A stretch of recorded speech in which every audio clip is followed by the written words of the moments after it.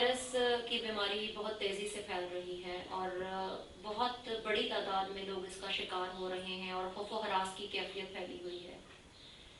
تو اس صورتحال میں بحیثیت مسلمان ہمیں اس سب کو کیسے لینا چاہیے؟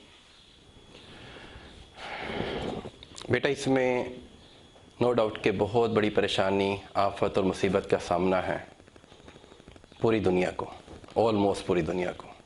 لاکھوں لوگ اس کا شکار ہو چکے ہیں اور ڈیفینیٹلی مختلف جو ہمارے ہیلتھ ڈپارٹمنٹ کے لوگ ہیں، ڈاکٹرز ہیں، انہوں نے احتیاطی تدابیر بتائی گئی ہیں، ہمیں وہ اڈاپٹ کرنی چاہیے. ہماری حکومت پاکستان نے بھی ہمیں بہت سی چیزیں کرنے کو کہا ہے کہ یہ چیزیں کرنی ہیں، یہ چیزیں نہیں کرنی، ہمیں اسے پورا عمل کرنا چاہیے. اس کے ساتھ ساتھ کچھ چیزیں ہیں جو میں سمجھتا ہوں کہ مسنگ ہیں، جو بحیثیت مسلمان ہمارے کرنے کی ہیں. وہ کیا ہیں؟ اگر ہم آپ صلی اللہ علیہ وسلم کی زندگی کو اسٹڈی کریں اور قرآن پاک کو اسٹڈی کریں تو ہمیں بہت سے حوالہ جات ملتے ہیں کہ آفت، مصیبت، پریشانی میں کیا کرنا چاہیے.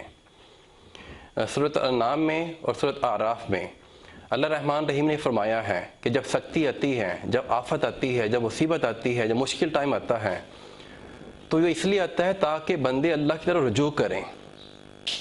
رجوع کرنے سے مراد کیا ہے؟ عاجزی اختیار کریں، گڑ گڑائیں، اللہ سے معافی مانگیں، اپنے گناہوں کی معافی مانگیں، اپنے اعمال کو بہتر کریں.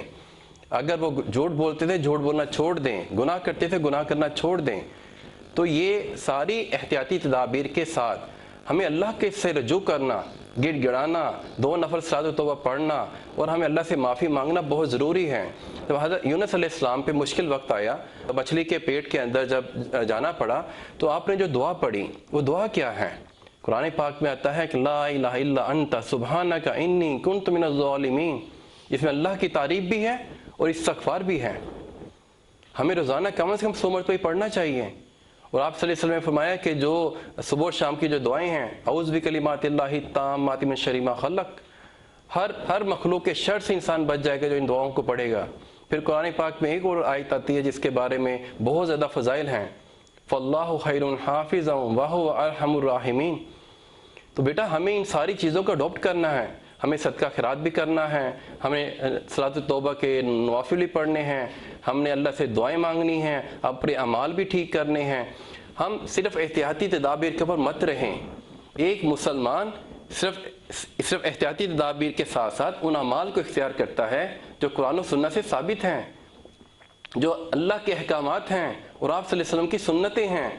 ہمیں ان سے انسپائر ہو کر، ان سے سبق سیکھ کر وہ چیزیں اختیار کرنا بہت ضروری ہے تاکہ اللہ رحمان رحیم کو ہمارے اوپر ترس آئے، رحم آئے اور یہ مصیبت پریشانی ہم سے ٹل جائے.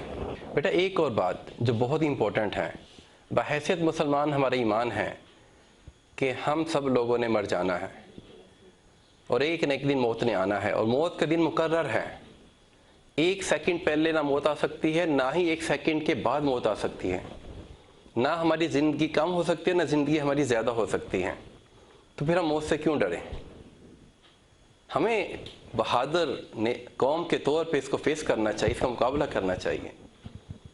سر ہمیں تو دعا کرنی چاہیے کہ اللہ پاک ایمان والی موت نصیب. ہاں، ہمیں یہ دعا کرنی چاہیے کہ ہمارا خاتمہ ایمان پر ہو اور اللہ ہم سے راضی ہوں. جب ہم دنیا سے جائیں تو اللہ ہم سے راضی ہوں، آپ صلی اللہ علیہ وسلم سے خوش ہوں. ہمیں یہ دعا کرنی چاہیے. مسلمان کو موت سے نہیں ڈرنا چاہیے کیونکہ مسلمان کی کامیابی اصل میں آخرت کی کامیابی ہے. جیسے کہ فرمایا قرآن پاک میں اللہ نے خود فرما دیا کہ اصل کامیاب وہ شخص ہے جو جہنم سے بچی اور جنت میں چلا گیا. اللہ تعالیٰ ہم سب کو اس پریشانی اور مصیبت سے محفوظ فرمائے اور پاکستان پوری مسلم امہ کے لیے ہم دعا گو ہیں کہ اللہ تعالیٰ اس آفت سے اللہ تعالیٰ ہم سب کی حفاظت فرمائے. لیکن بیٹا ڈرنا نہیں ہے، احتیاطی تدابیر اختیار کرتے ہوئے آپ نے ساتھ میں اعمال کی طرف آنا ہے، اللہ کی طرف رجوع کرنا ہے، اپنے استغفار کی طرف آنا ہے، آپ نے نوافل کی طرف آنا ہے، اپنے اعمال کو بھی درست کرنا ہے اور توبہ بھی کرنی ہے. اللہ تعالیٰ مجھے بھی توبہ کرنے والا بنائے، استغفار کرنے والا بنائے اور نیک عمل کرنے والا بنائے. اور جو گناہ ہم سے ہو رہے ہیں چاہے وہ انفرادی لیول پر ہو رہے ہوں یا اجتماعی لیول پر، اللہ تعالیٰ ان گناہوں سے توبہ کرنے والا بنائے. جزاک اللہ.